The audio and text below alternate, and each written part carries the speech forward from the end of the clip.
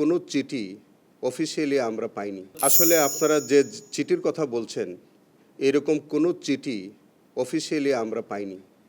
আমাদের কাছে অফিসিয়ালি এরকম কোনো চিঠি কেউ পাঠায়নি। আপনাদের মাধ্যমে আমি এই চিঠির কথা জানতে পারছি। বিষয়টা হচ্ছে কি, যে Sheikh Hasina has been convicted এবং তিনি অ্যাবসেন্সিয়া ট্রায়াল হয়েছে, তিনি এখন পর্যন্ত পলাতক আছেন আইন অনুযায়ী। তো তিনি বা তার পক্ষে কেউ যদি কোনো কথা বলতে হয়, প্রথম শর্ত হচ্ছে তাকে সারেন্ডার করতে হবে, অথবা তিনি গ্রেফতার হতে হবে, অথবা তাকে সারেন্ডার করতে হবে।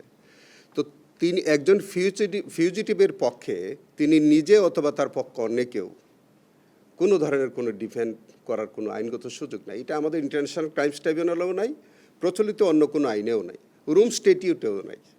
তো অতএব আর যে চিঠিটা ওনারা কারা দিয়েছেন আমি জানি না, এই সংস্থার কি পরিচয় সেটাও আমি জানি না।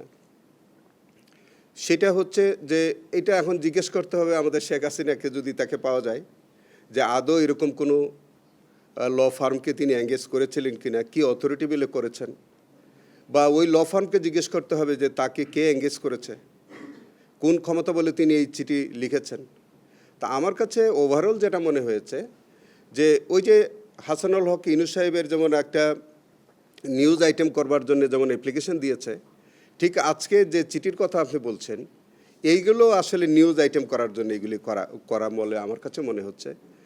তবে এইগুলো করে এই ট্রাইব্যুনালের কোনো কার্যক্রম বিতর্কিতও করা যাবে না, কোনো কার্যক্রম বন্ধও করা যাবে না।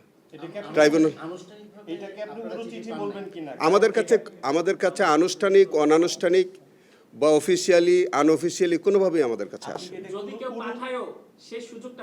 কিচ্ছু সুযোগ নাই। আমি তো এক কথাই বললাম যে একজন ফিউজিটিভের পক্ষে অন্য কেউ কথা বলতে পারেন না, তিনি নিজেও পারবেন না। এটা মিডিয়াতে বলেন, হ্যাঁ, এটা যে ফর্মেই পাঠান না কেন, আর আমাদের এটা অনলাইন বা অফলাইন কোনোভাবে আমাদের কাছে আসে না।